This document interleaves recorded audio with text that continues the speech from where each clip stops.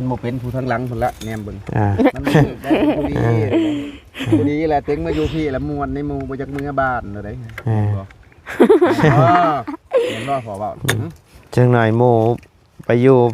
พุ่นได้มื้ออื่นนี่เงาแล้วจะเอามื้ออื่นนี่บ่เงาเอาแล้วบ่เฟซได้เฟซไลน์กันไว้นะยังบ่เอาแล้วบ่เหลือเมื่อยเนี่ยตายโอ้นั่งก็ได้จะเป็ดถึกบ่จะสิเอาทางใดจะสิงัดเบิ่งใด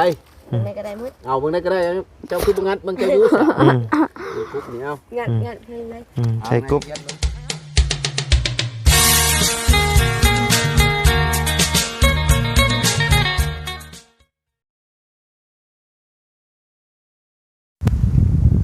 เอาเนาะพี่น้อง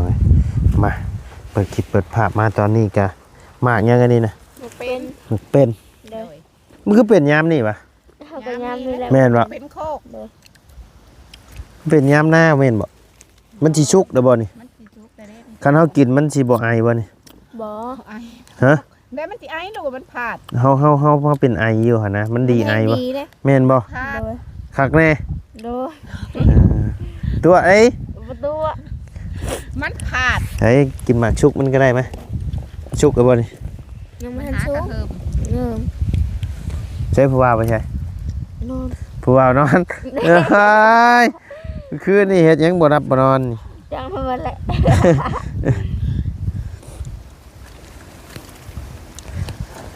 เอากลับทักทายสบายดีเด้อเนาะพ่อแม่พี่น้อง FC เบิร์ดคู่สุกคนเนาะบายดิรักกินนกเป็นรักกินนกเป็นเห็นนกเป็นเยอะพี่น้องเลย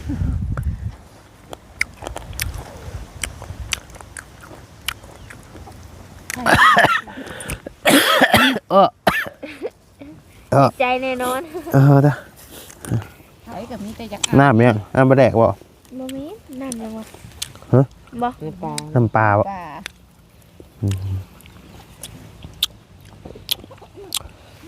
ไล่ออกได้ว่าเป็นไล่นี่ไงเอาบ่ฮะเอาบ่อยู่พุ่นน้ำมือต่ำเลยเอาบ่เอาอยู่เอาไปเอานั่งหน่อยห้างไปนั่งหน่อยห้างไปเอาก็ติดคอฝาดนะ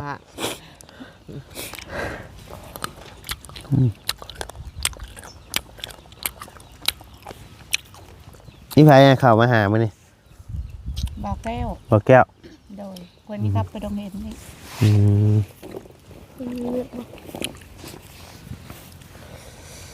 ใช่ใช่ลานชายลูกชายไปใช่เบิ้ลเลยเอามาขามเอาคามบานบ่โดยนี่ยังว่าเรื่องคามบานมาทั่วญาติจะขอไปเอามาขามก็ได้บานบ่ได้แล้วของบ่ได้ไปมาขามเนาะเอาไปทำนี่น้องกันมาอันนี้ผู้เอิ้นหมดเลยผมบ่ได้ไปเอามาขามมันก็บ่ได้แหละถ้าเบิ่งเด้อคนเขาไปเอามาขามเขาสิได้มาเจ้าบ่ได้ไปเอามาขามจ้ะเดี๋ยวว่าบ่ฮู้ว่าไปหยัง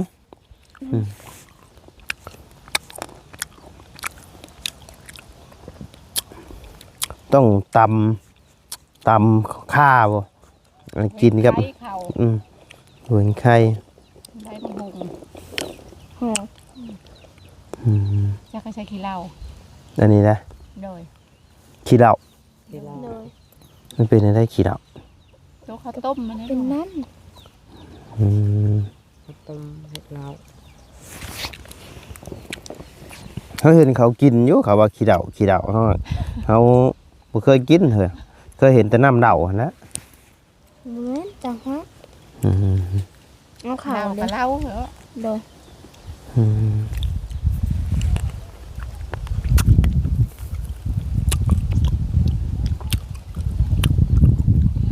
โอ้ผาดเอาละไปเบิ่งพระสร้างกัน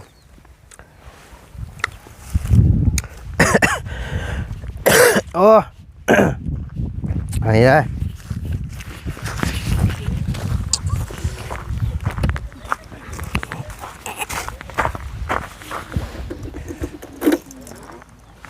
นี่น้องป้ามาบัดนี้เนาะ อสิแล้วแหละพี่น้องไวอยู่เด้นี่เนาะ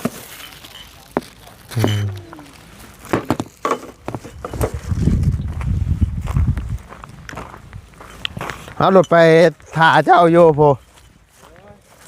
ำลังกระเทิน ฮะ เฮ็ดอันนี้แล้วก็สิง่ายเมื่อเลยว่ะเมื่อพุ่นเลย สิเฮ็ดตัวนี้ให้ได้เอากันบ่ บ่แล้วมันแล้วเลยมันบ่ได้นั่นแล้วบัดนี้มียา แล้วแล้วบ่อันนี้นะ เอ้าก่อเบิดเท่านี้เลย บ่ได้เทคานบ่ใช่ เทกระทะข้อหมูมัน เออ มันยังบ่ทันเทก รอตัวนี้ก่อนบ่ แม่นถ้าเททับกับเดียวเบิ่งกันว่าจะเทกแล้วอยู่แต่ว่ามัน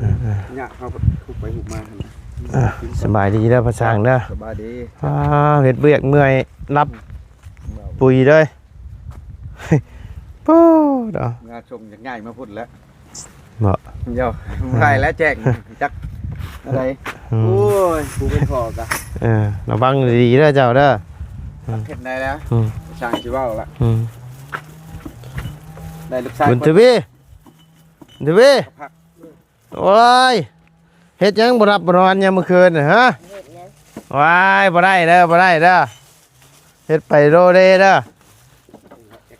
ไปใช้มื้อคืนน่ะเฮ้อลุกขึ้นมาเว้ากันโดเฮา เฮ็ดหยังบ่รับบ่นอนเด้อบ่เอากินเอ็มร้อยนี่มันจังเช้าง่วงเอา นะน้อยกับผู้แล้วบาด เออ เพื่อน เล่น แล้ว โทรศัพท์แล้วอยากรับ เล่นโทรศัพท์อย่าเล่นร้ายแหละเอาภาษาไง เจ้า เติมพลังกัน พอดีได้กำลังเตรียมการง่ายทับได้บาด เออ เพิ่นแล้วงานบ้านเฮาพุ่นแล้วแนวบ่อนเฮ็ดงานตัวนั้นเลย อ๋อสิไปอันพุ่น สิปวดตัวนี้ก็ฮุบเป็นเดือนไปนอนพุ่นมื้อเช้ามาบุก ไม่ตัวเนี่ยพานะ เอาจักแมท อ้าวไม่มันก็มีแต่2เม็ดนั่นแหละไม่เนี่ยป่ะไม่2 4 มันมีแต่อัน2 เมตรเนาะแต่มาเฮาก็ต่อเอาเนาะ ประมาณจักมัด โยกันว่าทั้งตัวแต่ห้อง บัดนี้เฮาเปลี่ยนใจแล้วห้องตัวทั้งเทิงน่ะคือบ่ได้กั้นแต่ห้องเดียวฮะ อ๋อห้องกลางกันแต่ว่าลงเลยบ่ ห้องตัวไอ้ทั้งเทิงอ่ะคือบ่ได้กั้นแต่ห้องตัวที่เจ้าใส่วงยืนนั่นแหละตัวนั้นก็คือบ่ได้ใส่แล้ววงกบ โอ้ก็เขาว่า มันเอาพอเฮาไปเบิ่งแล้วปะไว้ในนี่มันสิงามดีกว่าหั่นนะเอาไปเบิ่งแล้ว แก้วเราเมื่อแล้ว ฮะ แก้วเราเมื่อแล้ว เอาแก้วเมื่อไร นี่อะไรเตรียมแล้วบัดผลใหญ่เลยเจ้าสิออกก่อนไปส่งแม่เจ้าแล้วก็กลับมาเอาคอย อันเมียเจ้าก็สิไปพุ่นบ่ ตามเพิ่นแล้วเราเพิ่นไปสิไปส่งหรือเพิ่นน้องแป้งเพิ่นว่าสิไปนอนอยู่หั่นจุ่มเฮานอนกัน2คนคือเก่า อืม มื้ออื่นมื้อฮือเฮ็ดมันแล้วเบิดอยู่พุ่นแล้วเฮาคงเคลื่อนมาอยู่บัดเดียวจนมาแล้วพุ่นแล้วมาเคลื่อนมือแล้วตัวใด บ่อันนี้ยังเดือจะซ้ำนี่แต่ว่าอันนี้ มีแต่เท่านี้เลยมันก็ตั้งเสาขึ้นแล้วก็วันนี้เทคันทับก็เบิดเบียดชุมแล้วก็คันมีงบก็ต้องห้องน้ำบ่มีงบเหลืออันนั้นมีงบเพิ่น น้องงมของน้ำนี่คือยังบ่ทันมีบ่ เพิ่นกาล่ออยู่เพิ่นกาล่อถาแต่ว่าเฮามันหลายเวียกตรงแบ่งตู้ก่อนตัวใดตัวนี้มันเป็นเวียกมันใหญ่อยู่นํกันใกล้ๆกันหั่นนะมีแต่ขอเพิ่นก่อน หน่อย เฮ็ดได้ระยะได้ระยะนึงก็เป็นรูปห่าง ว่าจะได้เอาพุ่นเบิดแล้วจังมาปักหลักอยู่นี่เลยเนาะ ปักหลักอยู่นี่เฮาจะเกี่ยวไปพุ่นไปพี่เขาก็นอนพี่ก็แล้วแต่ อยู่ทางตาเขาเลยก็สั่งจกตาเขาเลย ง่าย จุ่มมือเขาตาเขาไม่ จกตาแล้วนอนอยู่เนาะภาษา ตาเขียวเลยเคยมีบ่อน เบิ่งเอาเด้อลูกชายไผมันเด้อ ขี้ดื้อหรือบ่ได้เด้ อืม ขี้ดื้อคือพอแค่นี้ เบิ่งก็ซับอันจะรับ ครับ เบิ่งเอาเด้อลูกชายพระช่างเด้อ ทำหรือบ่ได้เชียงเงินแล้วลินแต่เกมเนาะบ่อะไร โย่ เล่นเกมใครอยู่ เงินนะจังหวะนี้แหละย่านคำมาเลยรูปหั่นนะ รูปยังรูปโทรศัพท์มาแล้ว นาย นี่เห็นได้แล้วเราได้เชี่ยวอยู่น้ำเชี่ยว เมื่อคืนนี่ก็ไปนอนน้ำเชี่ยวบ่ฮะ แม่ไปนำ เฮ็ดกะคักเด้อโลลีได้บ่ได้เด้พระช่างบ่ให้ไปนำเด้ คือน้องตันได้เขายังจักเขาบายตัวนี้ห้อยมันกลัวอะไรได้ หน่อยโอ้ คันมาเพิ่นความดันบักบานกับผู้ดีอยากเตะหั่นนะมันเบ่งให้โยจังมื้อใดมันสิแตกตึ้มต่อ เอาดีได้เจ้าหาเงินแต่งลูกไผ่ได้เจ้า โอ้ แต่งเป็นลูกชายเมาเห็นได้ซะเพิ่นบ่มีเงินแต่งยังได้ซะบอกว่าจะให้ปู่เอาเช้าได้ผู้เดียวก็เลี้ยงบ่คุ้มเลยเอาเลยเอาลูกผู้นี้ไปเลี้ยงบ่แห้งแล้วแม่นแล้วว่ายังสิเอาผู้นั้นเลี้ยงต่ออีกบ่แม่นแล้วว่าจะเอาอันคือเพิ่นว่าเอาแบบใดเอามาเลี้ยงมาเบิ่งเว้ยบ่ไหวเด้อเว้ยแต่ผู้ไปนำนี่ก็ให้มาช่วยควบคุมนี่เนี่ยนั่นนี่น่ะ หน่อย เฮ็ดเวียกนี่แล้วก็เก่งเติบได้นี่เพราะว่าผู้นั้น อันเด็ก เพิ่นนี่กลางเว้นแล้วเพิ่นอยากพักนี่กลางคืนแล้วบ่ได้เล่นเกมคันว่าบ่ได้ช่องนั่นก้อยกับเจ้าของเพื่อนนี่เฮาแปลว่าเฮาบ่ได้พักเลยเฮาก่อเลยเด้ อันนี้บ่จักชุบน้ำแดนก้อยปูนอันนี้ไข่แดง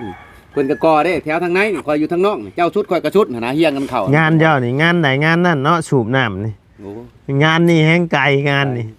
ไกลเติบเลยพี่น้องไง สั่งเอาเงิน เพ เฮา ราะว่า จ้ะ ผู้บางคนบ่เข้าใจเลยว่ามีแต่ว่าป้อ มันก็นักตัวนี้แหละพี่น้องทางภาษาอังเฮ็ดคัน คืองานตัวนี้นี่แห้งนัก กรอบตัวนั้นได้ซะ ยังบ่ทัน ขอบตัวนั้นให้รอเสาก่อนเนาะ แม่นรอเช้าเฮาว่างเฮาก็มาตั้งเฮาก็ตะกอหลอกอัดเลย รอเสาก่อนเพราะว่าเมื่อวานนี่มันลมเลยนี่แหละพี่น้อง นี่แหละ ว่า เป็นหัวเป็นหัว เป็นหัว แต่ เป็ ยั น ง หั นี่ ว ไป มา ยังมันยังเครื่องอยู่นอน ตึ้ม เปิด เลย เลิกไปโลด ตกเลยผู้ มันมาบ่ได้เดี๋ยวตั้งใจ ลมอะไรพี่น้อง ไอ้แป้น2แป้น3แป้นยึดเว้าแล้วเฮาก็ เสาตัวหนึงเทปูนเรียบร้อยเลยก็ยังบ่อยู่ โอ้หมอนั่นลงหาอันหมอนั่น อืม นี่ไปเข้าเดียวมันว่าโอ้ขอโทษแล้วเฮ็ดนั่น อืม มันเป็นเฮา เป็นอุบัติเหตุเฮาบ่ได้ตั้งใจ เฮาก็บ่มักวันนี้นะมันเป็นวันที่ว่ามันนั่นแน่มื้อวานนี่ เออ เฮาเว้าตรง อืม แต่ว่าระวังเฮาบ่เป็นหยังเฮา อืม บอกเห็นบ่ที่ว่าหลายคนก็อย่าน้อยคนก็ให้มีสติ อืม แต่ว่าเพิ่นอยู่บ่อยู่เพิ่นก็จะลงเองเพราะว่ามันเป็นวันที่บ่ หน่อยมันก็ มันก็บังเอิญนะ เออ ธรรมดา ปกติเสานี่น้อยนักแล้วเฮาตั้งขึ้นมันสิโอ้ย ขนาดเอาทมเท่าใดเท่าหนึง ดินนี่เขาปรับเพียงเนี่ยใส่ดิมใช่หยังเรียบร้อยเลย คัน นะ น้อยอยู่เทิงนี่แม่น เออ น้อยอยู่เทิงมันเฮาตั้งเฮาจับเบิ่งมันก็เนี่ยตึงๆเฮาก็อัศจรรย์ อืม มีคนหน่อยมันอยู่บ่ว่าห่วยช่องขึ้นนะได้แต่ว่ามาบอกใครให้มันบอกใครแน่มันบอกตัวกงก็ว่าเมียเป็นเฮานี่ยันเล็กเพิ่ง อืม นี่อีกก็ได้ บ่น่าเห็นแมงบอกแมงวันมา เอาอีกก็ได้ ตอ สั่ บ ง หมูดังหั่นนะ เออ บ้าแต่ว่ายุงบ่มาเบิ่งก็บ่มีหยังวะ เออเอานี่ไม่เนี่ยเอา ยันแต่ว่าห่วย เล่ามาอีกเลย เดี๋ยว เออ เราในใดเนี่ยไปก็เฮ็ดชับลาบจะก็เบิ่งกว่าไปหั่นกะทางนั้นก็ได้เฮ็ดชับลาบอยู่ เออ มันเป็นทางเที่ยวเด้ มันเป็นทางเที่ยวเพิ่นเด้แถวนี้ คืออัน แม่นบัดเนาะ เขาอันนี้เนี่ยน้องแนวมาลิ้นนำมาช่วยเวียกเขาแม่ช่างนี่ อืม น้องยังกิ๊กบ่ อืม มา กิ๊ก ช่วยแล้วก็ความไป อืม ความไปนี่ไปลิ้นนี่ก็บ่ได้นี่ก็คืนสิมานี่ก็บ่ได้แล้วนะเขาขี้ย่านกันเอามัน ย้าน บ่กล้าไปนะมันย่านนิดหน่อย นี่แต่บุญทวีไปหาเนาะ โอ้ย เออ กันไปก็ยังบ่จะกล้ามา เออ กันมาแล้วบ่จะกล้าไป เออเจ้านอนอยู่นี่ผู้เดียวบ่คืนนี่ ชุกไปสั่ง เอออย่าเอาไปนอนอยู่พุ่นเออ พี่ภาษาอยู่พุ่นก็อยู่พี่แต่ละบ่ไกลกว่ากันเพราะว่าต้นนี้ได้ไกลกว่า มันบ่แม่นตัวนั้นหั่นมันค่าทงนา เออ เออ บ่เบิ่งแล้ว ข้างทุ่งนามันก็ เจ้าทางแปลนมึงไปหั่นมึงแม่นโลด ก็เป็นหนทางเที่ยวแบบนี้ซ้ำ โอ้ยอย่าไปเว้าตัวนั้นแห้งเฉียวจะมองมันตันทางแห้งกระเต็กอันนี้ยังมีป่าบังคอยตัวนั้นเฉียวคอยมาตะลินนี่ไปเบิ่งเด็กๆนิดหน่อยก็เข้ามาบ้านนาเอื้องคอยออกไปนำทางถนนนำก็ย่านกับตัวนี้เคยเอาตัวนี้ เอาวัด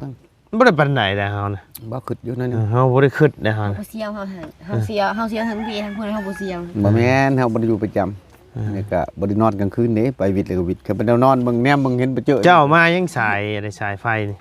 เอาเมื่อว่าสิกบออกก็บ้านเขาไปพุ่นแล้วเตรียมเครื่องเมื่อบ่ได้นี่นี่ เออ เป็นกบนี่เป็นชวัน เฮาอยู่ พอ ว่า แต่ สิเสียบใส่หมอกกันพาย เสียบใส่ตูดบุญทวีนะ อยู่ว่าแล้วสิเสียบ โอ้ยว่าเพิ่นว่าซับไปแบ่งบ่แบบมันนั่นบ่แบบตากแดดบ่มาให้บ่าวไล่มึงดูตากแดดก็ได้บ่จากไฟฟ้าก็ได้ อยู่บ้านเลย โอ้สากมึงเมื่อ แบบใด จังหวะของปัจจัย ใส่สิหา สิ มันได้บ่ ได้ จังหวะนี่นะใช่ โอ้มันใส่ไฟบ่ได้หรอกมันใส่สว่าน บ่แล้วเฮาสากโทรศัพท์พุ่นนะนี่เห็นบ่ถึงเจ้าโทรของเมียก็เบิดของข่อยก็เบิดเด้ อ๋อพาบ่แบ่งบ่ เสียบพอได้โทรนั่นอีกหน่อย ได้อยู่ดอก ตากแดดยังสากได้ต้องหามุมเช้า อืม โยสากลิ้นจมทั้งหน่อ ได้ ย อยู่ มันทอสากเฮาใส่ ได้สากปาก อืม ใส่พอได้แก้ เดี๋ย ไข วว่าอันพาบ่แบ่งเอามาเสียบไฟใส่งานนี่นะ บ่ได้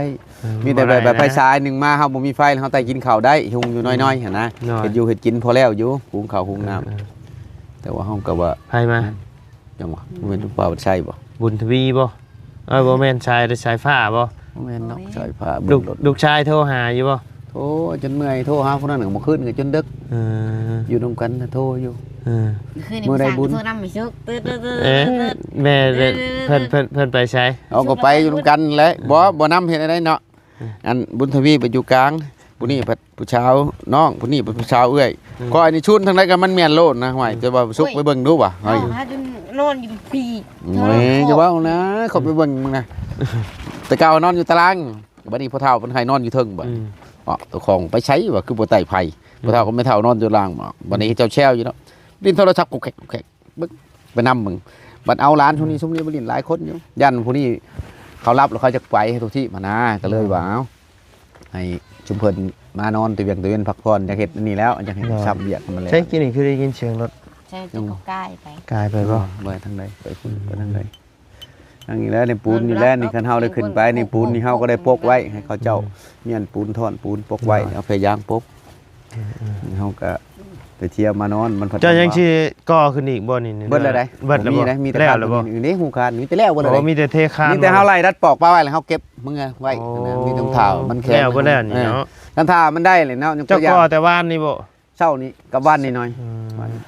มื้อเช้าตื่นมาแต่เช้าดิ หน่อย เอาไว้ได้2น่ะคอยคุมผู้นี้กะนานี้คอยกะนานี้เพิ่นอยู่ไหนคอยอยู่นอกได้ซะ อ๋อบุญทวีก็ก่อ เป็น บ่ แมนเป็นคุมให้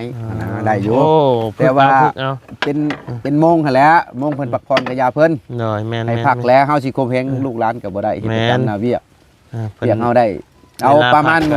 20-30%มื้อหน้าเฮาก็ดื่มขึ้น50%ก็เฮาก็โอเคอยู่ต่อไปมันก็จะหลายขึ้นหั่นนะ ฝึกไปเรื่อยๆหั่นแหละ ไปแล้วล่ะ ต่อไป อืม ไปรับงานผู้เดียวเลยเป็นเนี่ยมีความสามารถนะ คันว่างานเดิน เงินมันก็เดิน งานถอยเงินเฮาก็บ่เดินแล้วคือแบบนี้แล้วเฮ็ดคราวเดียวมันแล้วเฮาก็ได้แด่กันสมมุติว่า4-5-6 เดือนบ่แล้ว ก็เห็นเงินง่ายเนี่ยนี่ นี่ต่อไปมันก็สิมีโอกาสเลยกับถือว่าหั่นแหละคนน่ะอยู่พุ่นก็คือกับอยู่พี่ไปพุ่นคือใช้ผ้าแล้วก็คล้องแล้วอ้ายจะหาเงินก็ให้ได้เป็นก้อนแหน่พอได้บิได้แบ่งใส่ใจายบัดชุมเจ้าบ่มีใช้หยังแหละเพิ่นเที่ยวแล้วก็ลิ้นเกมใช้กันซ้อมเกมมันได้หิวนอนในเกมมันแหละไปเบิ่ง ไกลมันอยู่นี่มันบัดสัญญาณมันดี โอ้ เลยเนาะซ้ำสิเล่นแล้วพี่น้อง แต่ของข่อยยังใช้เบิด2หน่วยของข่อยสิว่าจึงได้หน่วยตัวบ่มีสัญญาณนี่ก็ใช้สบายข่อยพัง สัญญาณ เพ มัน ล ดี งกับ อยู่นี่ เบิ่งและคลิป โดด กะ เด่นก็ คลิป สบาย เจ้าแน่คลิปผู้นั้นผู้นี้แล้วก็โอ้ยแบตเบิดเลยก็กว่าซุปเปอร์แบงค์อ้าวถามว่าลูกใช้ป่ะผู้จักเพิ่นเอาไปฉากเพิ่นก็บ่ได้ฉากเลยปะนั่นน่ะที่เจ้าโทรจังบ่ได้แต่ก็ปกติไปเบิ่งบ้าหญ้าอยู่มันก็จักเปอร์เซ็นต์แล้วผู้อยู่บ้านนาแพรกเอาเข้าในบ้านตอนเลิกเวียน โทรหาไปทางไหนผู้ช่างนี่วะ ยังบ่ได้เก็บเครื่องบ่สิเก็บเครื่องเมื่อมีแต่เช้ากูดูกูเด้เลยก็เลยเฮ็ดก่อแนวนี้จึงไว้ซะใครแน่ เนี่ยมันอยู่เนี่ยเนาะ ให้มันอยู่ในกันเฮาบ่เฮ็ดก็เฮาก็เทินลงมาได้ใช้มือหากเอามือที่3นี่เนาะก็บัดนี้เฮาก็ย้ายไปบนใหม่ก็ยังว่าเห็นรูปเห็นหางแน่แง่งๆอยู่ ตู้แดดนั่นนี่ โอ้ยก็แนวมันเลยลม โอ้มันลม มึงไปยังกระจีก บ่ ไปเลย จองไว้จังได๋ก็ขาดไปแล้วนี่ โอ้ยบ่อยู่มันยังลูกเอาไว้นี่ มาขามาให้บ่โอ้ขอบใจขอบใจ เช้านี่จักไผลำม่วนดีจนเอา เบิดเท่านี้บ่มาขามนะ 3หน่วยนึง 3คน 3หน่วย3คน ไผแกะนะน้องจิ๊กบ่แกะให้บ่าวบุญทวีบ่มาขาม เก๊กเอามาขามมากินดีกว่า ได้ยินแต่เสียงหัวเพิ่นออกโอ้ย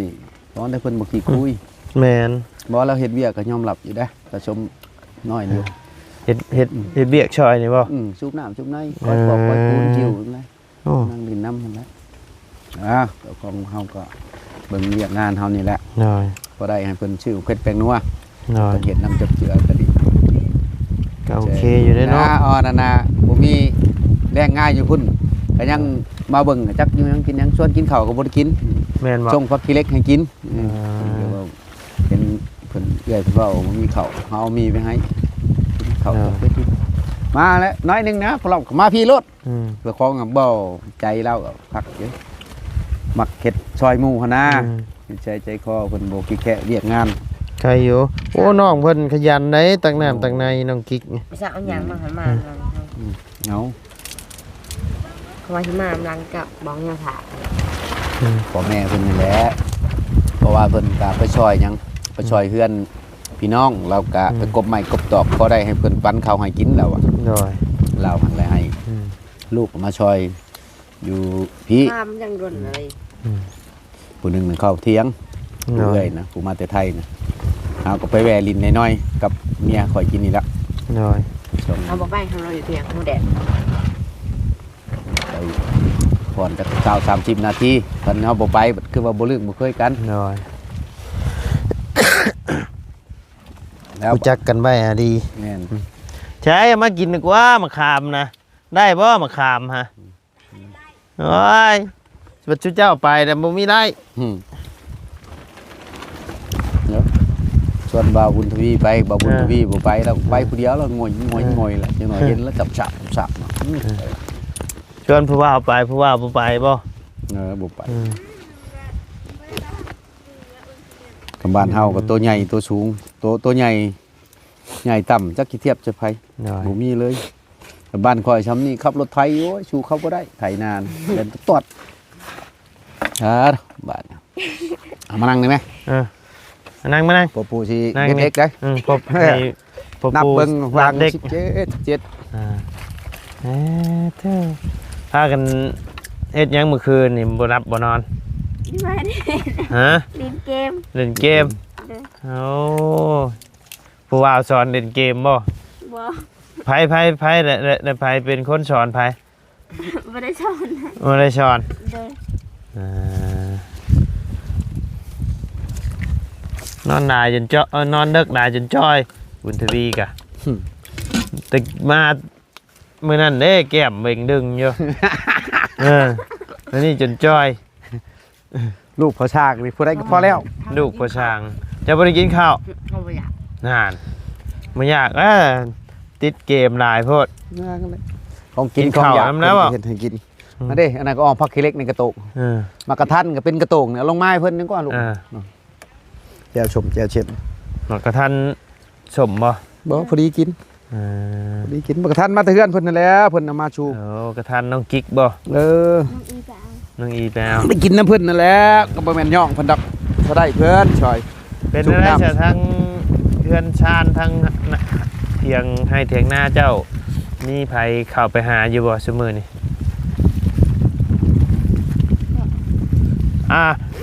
เอาไม้มาก่อน เอา มาทาง เอานี่นั่นอีกแล้วบันโทษนิดน้องก็ได้ หนีบน้องกิ๊กก็ได้อ่ะ คิดว่าจะปิดแล้วสิดอก ยังไง ลืมแล้วเอา เออ ตอบเพิ่นบอก เออ ซอยพอช้างสูบน้ำ มาช่วยเบียกพอช่างนี่บ่ เด้อชาย อืม สูบน้ำบ่ได้เก็บกล้องเก็บไก่เพิ่น ได้ ซอยมันจะมีเป็นชาติก็ พึกเอาไว้แล้วมันก็ไว้แหละเดี๋ยว ต่อไปหับงานกัน2 คน นี่จะมาจ้างก็ บุญทวีก็พอช้างว่าลูกน้องกระช้อง โดยลูกน้องก็ช้อง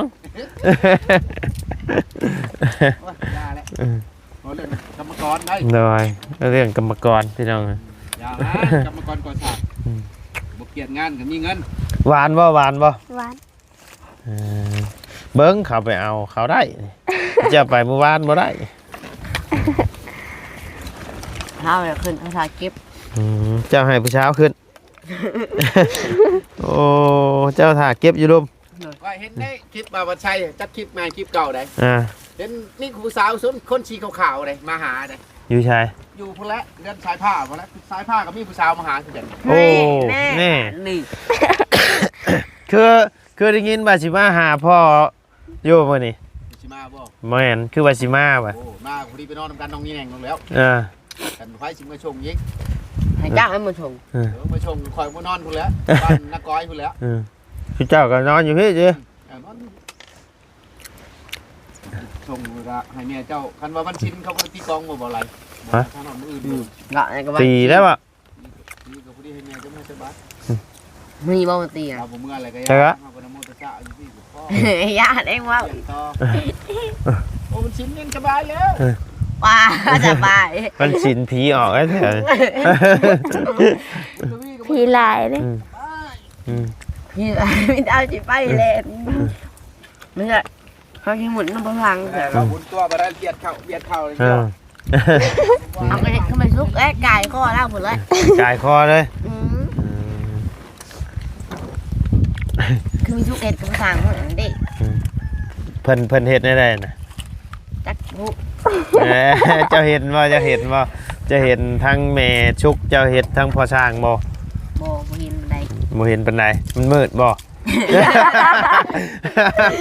โอ้ยเห็ดให้ลูกเต้าเห็นแล้วพ่อช้างนี่บ่ได้เฮ็ดยังแล้ว เออ บ่กล้าเว้านะ เห็ดไปโลเลเด้อเห็ดให้ พาห่มให้กัน ห่มผ้าห่มบ่ได้ห่มพ่อคืน ผมเฮา ไปห่มให้ ผมเอง เอื้อยเขาว่าเอื้อยห่มให้ป่ะแม่นเอ้าเอื้อยห่มให้ เออ ห่มผ้าให้แม่นบ่ ไปจักน้ำเขาเนาะหามาจักได้ อยู่ร่วมกันบ่จัก อยู่นำกัน หัวหน้าผมเองเฮานะ เออ แซวกันแหละ เออ อยู่ในเที่ยวจังผูกแขนในเที่ยวแล้ว เออผูกแขนแหกได้แหกเชี่ยวบ่ เที่ยวแล้วเว้ยดูจบนี่ ใครรอกผูกแขนให้เชี่ยวอาย่างผูกแขนแต่งในแต่งงานนะ จังว่าอันผู้หญิงเฮ็ดผู้ชายเห็นนะบ่ไร หน่อย อยากมาหานะเอาผ้าทั้งหมดเลย มักผู้หญิงหรือมักผู้ชายคุณทวี หาเขาบ่ แมน คุณยิ่ง มักผู้หญิงเจ้าได้มักผู้หญิงหรือมักผู้ชายน้อง ผู้ กิ๊ก ชาย มักผู้ชาย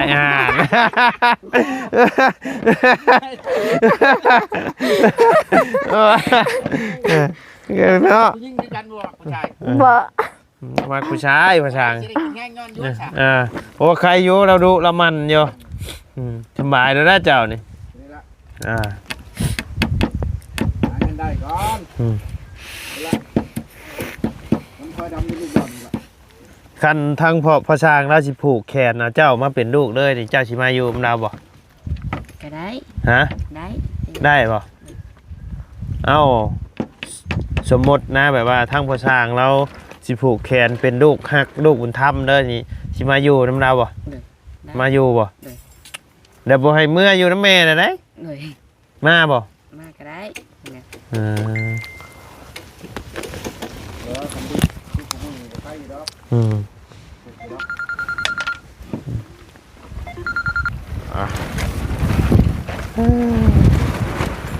ลมแท้นี่เนาะ ได้ นอนแล้วเลย อะไร ชุบนอนแล้ว เนี่ยได้มาอยู่นี่ก็ได้น้องกิ๊กนี่แหละหยุ่มน้ำหยุ่มในมาให้สบายเนาะ ไม่ทราบเล่นไปไหนก็ตา เออไม่ช่างเมื่อยเลยเนาะ เฮ้ยเนี่ย กินมิ้ง จะเหนียงจะมาประเฮ้ยเนี่ยปู เออเบิ่งกันเลยบ่เขาเบิ่งโทรศัพท์เลย ชุ่มกันเลยพวก จุ่มกันอยู่ดิ ได้ ลงโทรศัพท์มาแล้วผมเซ็ตได้ เออ เซ็ตเฮาเจ้าก่อยแล้ว เออ วิทย์เราไล่วิทย์เราคนไทย หน่อย เราแก้วเราลี่จะมาแล้วโย่เปิดวัดเพชรเปิดได้ไหมแต่วัดนั้นเล่าบอกว่ามีลมนั้นเดี๋ยวหายโอ้ต้องจำหน่อยขัดเลยแล้วเมื่ออยู่บ้านเพื่อนกับผมมีวิชาที่มาเย็นมาเห็ดพอได้ เออ เป็นกอ พอมีอาชีพติดโตเลยเฮาเฒ่าป่านนี้ยังบ่เป็นนะเฮานะบ่จักใจเลยนะเฮานะบ่เป็นนะ บุกเกินงานนี่งานน่ะโอเคอยู่วางใจได้อยู่ลูกเป็นคนจะเป็นได้เป็นคนจะคิดได้อยู่ อืม และยังคนบ่ได้เอาไปมันบ่ได้บัดเดียวแล้ว หน่อย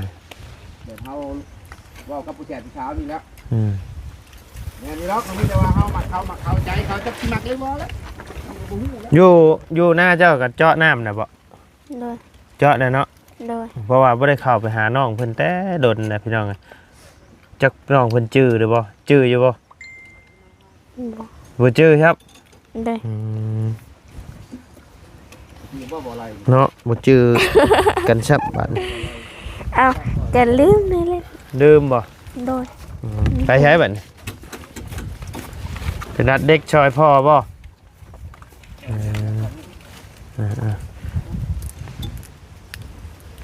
ไปชอยผู้บ่าวพุ่นหิวไปมาขามนี่ ที่มันเดียวเลยบ่ หิวไปเบิดนี่เจ้ารัดเป็นบ่ บ่ บ่เป็น บ่เคยเห็นดิ มาตัดมือค่ะ บ่เจ้าให้เบ็ดตัวใหญ่สมมุติว่านั่นนี่หั่นนะสมมุติว่าซ้ำนี้นะจะเอาลงนี้เราก็จับนี้ตรงนี้นี่ใช่ตัวงัดตัวยัน อ๋อบ่ได้ขนาดนี้มันบ่เบิดเด้เครื่องมันมาจังหวัดเท่านี้มันปึดตัวนี้มีแต่เฮาเอาตัวใหญ่นี้ว่ามันช่องปอกไปปอกตัวนี้ใส่มาเหี่ยเฮาเลยชื่อใหม่เดี๋ยวนี้ เฮ็ดได้บัด ลงพี่ขึ้นมาตัวนี้ยังบ่เคยเนาะแม่เจ้าเป็นอยู่งัดเขามัดมันเป็นสากได้ลูกอย่าทำลูกมือแม่เก็บได้ มันบาดมือเลยดิ ค่อยๆจ่ายก็บ่งามลูกตรงนี้โอเคนี่แล้วจะได้ตั้งแล้วเดี๋ยวมานี้ลงมาทางนี้จับพี่เอาก็บ่ได้เป็นได้ คุ้งเล็ก เอาคุ้งเด็กเลย ค่อยๆทำปึ๊ดค่อยๆเป็นไวๆก็ได้มันบ่เป็นบ่ต้องเฮ็ดไวนิดมันก็บ่งามน่าจะใช้ได้มันโดนไปมันจะงามอีกสอนเบิดทุกอย่างได้นี่คันบ่ช่างนี่เราเขาบ่ได้สอนเจ้าได้ไล่ไปเนี่ยนักๆครั้งแรกนี่แนวเบาแนวหนักเฮ็ดได้เบิดโมงเดี๋ยวนอนพักเอาเข้าบ่ยังบ่แห้งตัวเฮาเผื่อแล้วปล่อยเฮ็ดมันบ่เป็นผู้ทางหลังพุ่นละแนมเบิ่งมันมีได้ผู้ดีแหละตึงมาอยู่พี่แล้วม่วนในหมู่บ่จักมือบ้านเด้เห็นรอพอเว้าจังหน่อยหมู่ไปอยู่พุ่นได้มื้ออื่นนี่เงาแล้วจะเอามื้ออื่นนี่ บ่เงา เอาแล้วบ่เฟซได้เฟซไลน์กันไว้นะ ยังบ่ เอาแล้วบ่ ยันร้อย บ่เหลือ เมื่อยเนี่ยใช่โอ้นั่งก็ได้จะเฟซคือบ่จะสิเอาทางไหนจะสิงัดเบิ่งใด ได้ก็ได้มืด เอาเบิ่งได้ก็ได้เจ้าคือบ่งัดเบิ่งเจ้าอยู่ซะกุ๊กนี่เอา งัดให้เลย ใช้กรุ๊ป อ้าววิวอะไรมันเป็นตัวสีดำ เอาเข้ามาพี่เจ้ามาพี่ก็ได้แล้วแต่เจ้างัดพุ่นเอาโอเคซะเนาะพ่อแม่พี่น้องสำหรับคลิปนี้ทางมาไล่ก็สิได้ขอจบคลิปปิดคลิปลงไปเพียงสำนี้ก่อนพี่น้องเอ้ยผู้เก็บเครื่องให้ผู้ว่าบ่ บ่ ได้กินเป็นครับ ตกลงผู้ว่าหรือเสี่ยวนี่ เสียว เสี่ยวเนาะเอาดีๆได้ เสียวกันซื่อ เสี่ยวก็ว่าเสี่ยวผู้ว่าก็ว่าผู้ว่า บ่แม่น เดี๋ยวในเพชรในไลน์แล้ว เสี่ยวในเพชรในได้เพื่อนเนาะ โดย เอาโอเคซะเนาะพี่น้องเอ้ยทางมาไล่ก็สิได้ขอจบคลิปลงไปเพียงสำนี้ก่อนเด้อพี่น้องเด้อพบเจอกันในคลิปหน้าเนาะสบายดีเด้อสบายดีไป หยอกแซวกันเล่น หน่อยพอมวนชื่นพี่น้องเอ้ยหน่อย